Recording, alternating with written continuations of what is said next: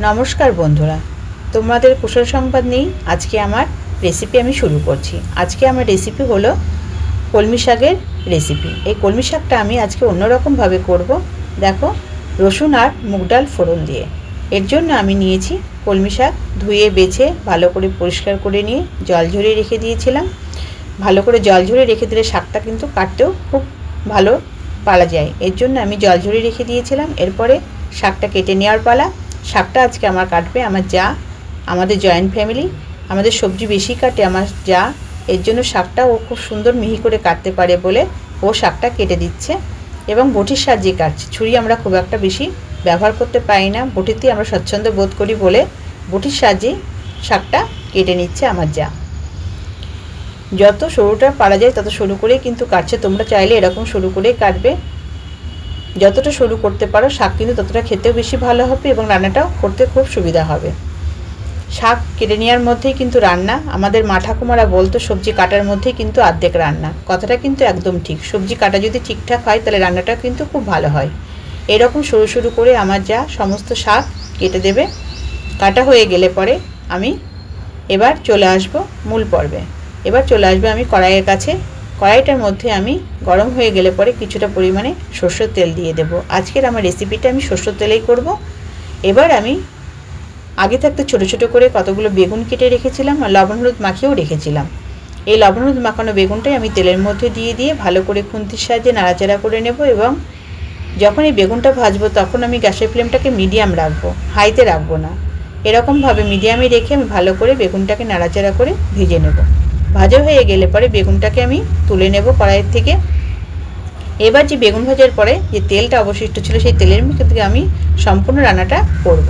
তেলের মধ্যে আমি কয়েকটি শুকনো লঙ্কা ফোড়ন দিয়ে তার মধ্যে কয়েকটা রসুন আমি থেতো করে নিয়েছিলাম শিলনোড়ে, সেই রসুনটা আমি দিয়ে দিলাম। দিয়ে রসুনটা থেকে যখন খুব ভালো গন্ধ বেরোবে তখন আমি দিয়ে দেব কিছুটা পরিমাণে মুগের ডাল। মুগের ডালটা আমার কাঁচাই, সেই জন্য আমি ভালো করে ভেজে নেব তেলের মধ্যে দিয়ে। এবং মুগের ডাল ভাজার সময় আমাকে কিন্তু খেয়াল রাখতে হবে যাতে খুব বেশি পরিমাণে ভাজা না হয়ে যায়। তার জন্য আমি খেয়াল রাখবো যে গ্যাসের ফ্লেমটাকে যতটা লো করা যায় ততটাই লোতে আমি রেখে দেবো। এরপরে আমি ভালো করে ভেজে নেব। নিয়ে দেখা যাবে যখন আমার মুগ ডাল একটু লাল লাল ভাবে এসছে এবং মুগ ডাল থেকে খুব সুন্দর একটা গন্ধ বেরোচ্ছে, সেই সময় পর্যন্ত আমি ভাজবো। তারপরে আমি সমস্ত শাক এর মধ্যে দিয়ে দেব। শাকটা দিয়ে দিলে আমি এর মধ্যে সামান্য পরিমাণে লবণ, কিছুটা পরিমাণে হলুদ আর কয়েকটি চিড়ে রাখা কাঁচা লঙ্কা দিয়ে দেব। দিয়ে আমি সমস্ত শাকটা ভালো করে উল্টে পাল্টে নেড়ে নেব, নাহলে নিচে যে আমার ফোড়ন দেওয়া আছে মুগের ডাল আর রসুন সেটা বেশি পরিমাণে উড়ে যাবে। এর জন্য আমি তাড়াতাড়ি করে খুন্তির সাহায্যে এরকমভাবে নাড়াচাড়া করে নিয়ে সমস্ত শাকটাকে মিশিয়ে দেব ফোড়নের সাথে। এইরকম অবস্থায় মেশানো হয়ে গেলে পরে এবার আমি তাতে সামান্য পরিমাণে একটু চিনি দেব। চিনি দেওয়ার কারণ হলো শাকটার রঙটা কিন্তু সবুজই থাকবে, শাকের রঙের কোনো পরিবর্তন আসবে না। তোমরা দিয়ে দেখো বন্ধুরা, শাকের রং কিন্তু এরকম সবুজই থাকবে সামান্য কয়েক দানা চিনি দিলে পরে। এরপরে আমি দিয়ে দেব ভেজে রাখা বেগুন। বেগুনটাকে দিয়ে আমি ভালো করে নাড়াচাড়া করে নেব এবং খুন্তির সাহায্যে আমি একটু শাকটাকে বেশ ভালো করে নাড়াচাড়া করে নিয়ে ঘন্ট মতন তৈরি করে নেব।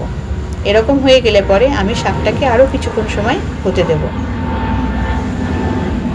কিছুক্ষণ সময় পরে হয়ে গেলে পরে আমি দেখো আবারও যখন ফিরে আসবে তখন দেখা যাবে শাকটা আমার অনেকটা কমে গেছে, আবার শাকটা কিন্তু কড়াইতে আর লাগছে না।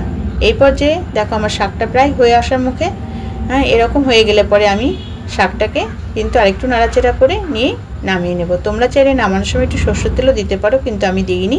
তোমাদের কেমন লাগলো বন্ধুরা রেসিপিটা কমেন্ট করে জানিও আর বন্ধু হয়ে আমার পাশে থেকো।